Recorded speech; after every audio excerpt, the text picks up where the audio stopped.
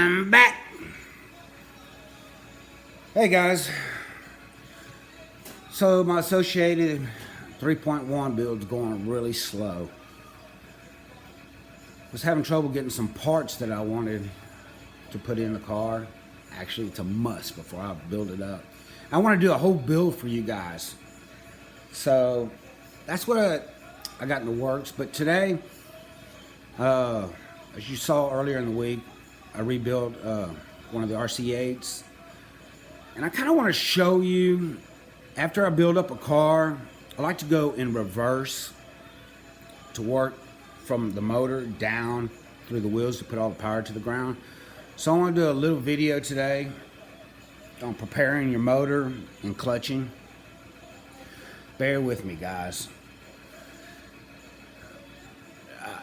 I don't do a lot of speaking in front of a bunch of people, so I'm not real comfortable doing this, but I do have some knowledge and I like to share with everybody, and I guess the more I do it, the more comfortable I'll get. So just bear with me. I might be kind of all over the place, but if you hang on and stay in there, I think by the end of the video you might actually, get something out of it. So first of all, what we have done here is I've taken the Allen screw out of the throttle body and I've added an Allen screw. I took a set screw out, added a screw in. And then the binders I showed y'all a couple weeks ago for the return spring. Just go ahead and put this on. I like to do a little twist. It kind of keeps it together more, so separating it. And you come to the back, flip it on. Take my little Allen screw.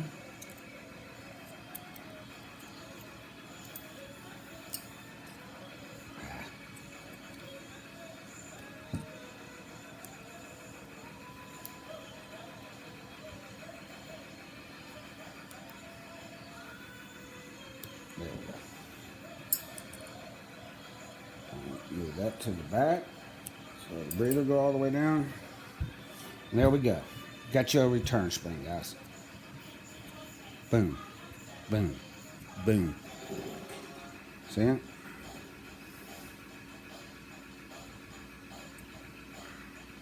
Black. Looks nice. Thin.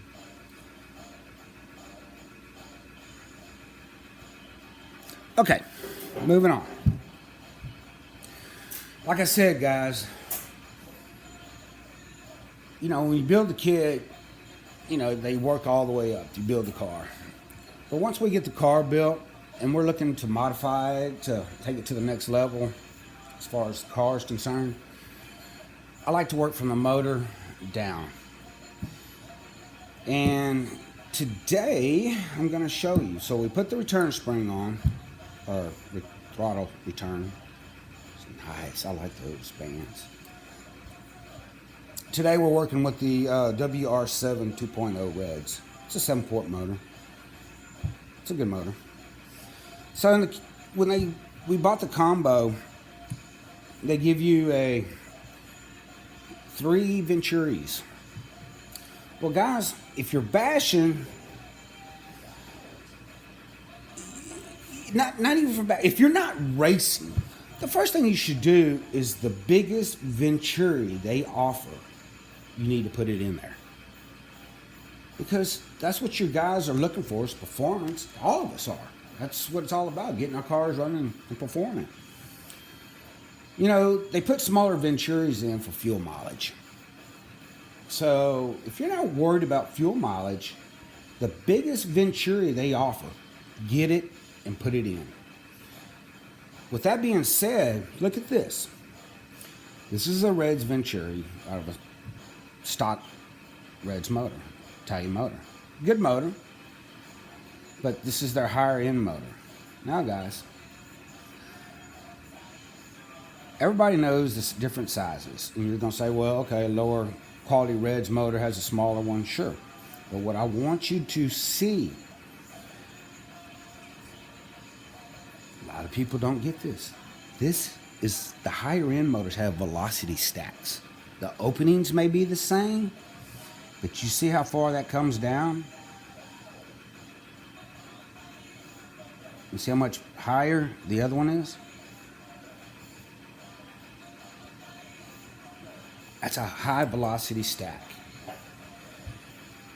Guys, go get the biggest Venturi that they offer for your motor.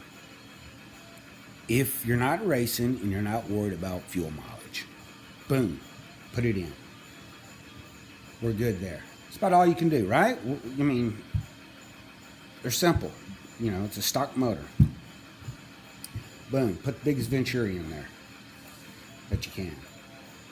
Now, if you do that, guys, and you've already ran your motors, you need to richen it up. I would do, for every, like if you run a 6.5 and you go to a 7.5, I would do 1 hour per increment, or 1 increment per millimeter on your Venturi. See, there we go. That's what I'm talking about. But if you understand, if you go up one size or two sizes, they go up in half sizes. So if you go up one size, 1 hour or 5 minutes, however you look at your needle, on both low and high. Low and high. Don't touch that mid. Leave the mid. Okay, moving on. Clutch. You can see I run this is a stock clutch. And I have to run that because you see how it's receded here? These flywheels associated. This is older, and the way it mounts in the car, it's real close to the brake shoe. So you'll hit it if you don't run this clutch.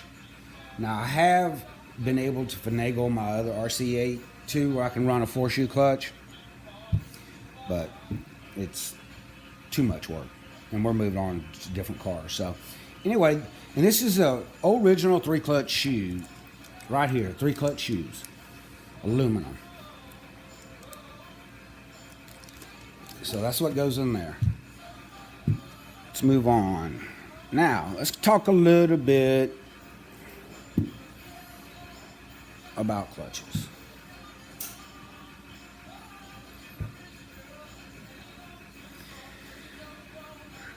Now guys, not to be an ass,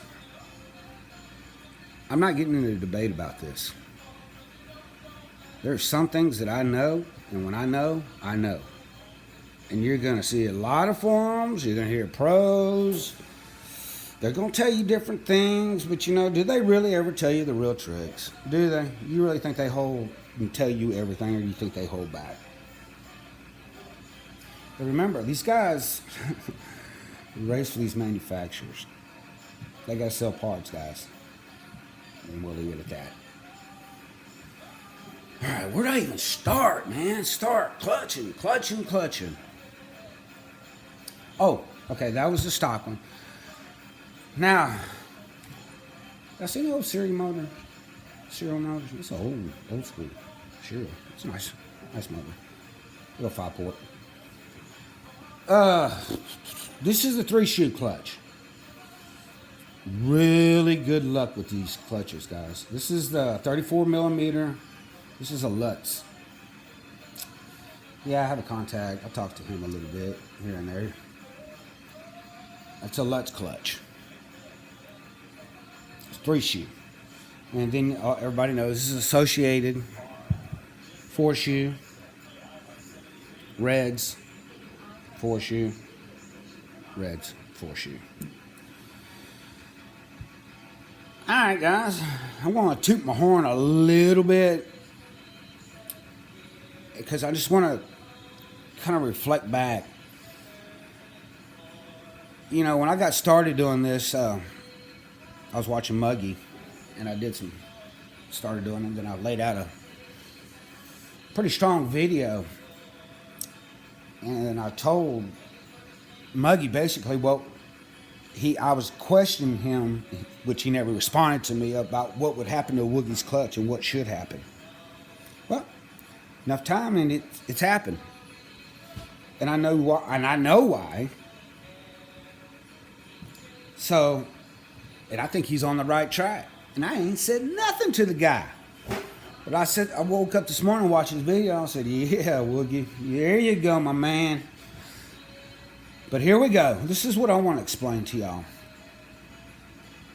Contrary to anything else you've ever heard, racing, clutching, everybody says, well, I put a little smoother engagement into my clutch to make my car, smoother, not as radical, to grip better. Guys, they're not doing that. They're not doing it. They're selling you carbon fiber shoes. Don't do it. We start off with the velocity stack. Next, we'll go into the clutch. Now, let me explain something about clutches, guys. These cars are from A to B as fast as we can get there. We're not running a big oval track, winding the gears up. So, with that being said,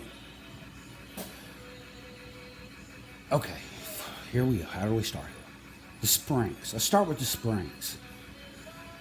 The stiffness of your springs is, okay, when your motor rotates, the stiffness of the springs is how long it takes for it to expand. The stiffer the spring is, the motor has to rev higher to engage the springs, right? So you have to rev. So if you know anything about drag cars, look at it as this. It's a stall converter. Think about a stall converter. It just kind of sits there and it revs, then when it hits, it launches, right? That's what we want to do, guys. Especially the ones, everybody needs to do this, in my opinion. The bashers, in running those high diff, the high diff fluids and center diff fluids, and with those big tires on the truggies, and putting that grip to the ground on the grass, think about it. You're slipping right through that clutch. So what we need to do, forget the carbon, because what the carbon, okay, back to the springs. So if you're putting a 0.95 and a 0.10, what you're doing is the softer spring is flinging out faster and then engaging just a hair sooner. Why would you want to do that? Why? That's like, if you're putting heavy diff fluid in your diffs, in your center diffs to get it to bite and go, why are we slipping our clutches? Slipping a clutch like that, you would have to be really high geared on your pinion, where it just took a little time to get going, then it slips, then it finally locks in. And that's a gearing thing, and we'll talk about that another day. But today we're going to stay with the clutches. So guys, and you can see by my experience, is what I left on here is the carbons. You can see the carbons here, you can see the carbons here, aluminum, and nothing here because I burned them off. Because these higher motors, when you try to slip them, the carbon wears out. And you're seeing these racing tips from these racers, they are pros. They're going to certain tracks, and after they mess with their diff fluids and everything, and if they have to come back and making a little adjustment to their clutches, and they may or may not do that. But if we're bashing and we're just looking for raw power, or even the average Joe racer, this is what you need to do. Set it up. We do not want it to slip. And I can tell you something else. And I know this, and then lo and behold, if Reds didn't just come out with their new Scuderia clutch combo, guess what, guys? All aluminum. Okay? So you put all aluminum in there, same springs, same size springs. Because if you're putting a softer spring in, you're engaging that clutch either a little early and then you're engaging it, kind of slowing the RPMs down until the other one comes in. Man, turn it up. Let it, when it hits, it hits. So, I recommend 1.0s. If you want to have a little higher stall, where it doesn't, if it's bogging on the low end, not bogging, that ain't even the word. If it just ain't leaving like boom, leaving, go a little stiff on your springs. That'll bring your stall up. But guys, I'm telling you, the trend's going back to all aluminum and all the same springs. Okay? Because you can see the springs hold it out. That's what, you flick them out. When the motor turns, they sling out. So, do that. And I want to just brush on that gearing thing so you understand. And you're going to say, well, that's going to make my car go crazy. Well, if you're racing, okay, this is for the racer. If you're racing, you do your adjustments with your diff oil in your center diff. Center diff is how much drive the car has. Okay? But we need to get these clutches where they're with the pipe. Where the pipe and engine are, and this clutch has to synchronize, and they have to come in together. So what I'm looking for out of my clutches, when it gets on the pipe, these sling out, they engage, and they go. Boom. So I recommend to all racers, if you can get a 4-shoe, all aluminum, 1.0s. 3-shoe, all aluminum, 1.0s. Start. I like the 4-shoe aluminum, all aluminum, and I like the 3-shoe, all aluminum.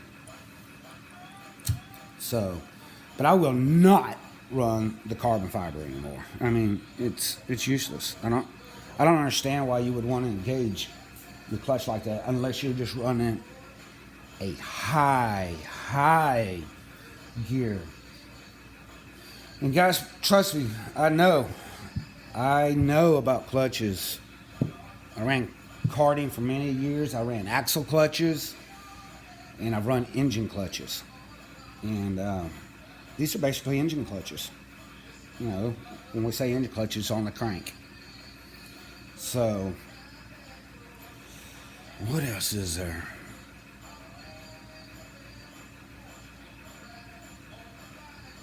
I guess that's about it. If y'all have any questions, hit me up in the comment section. So let's roll with that, guys. I'm out.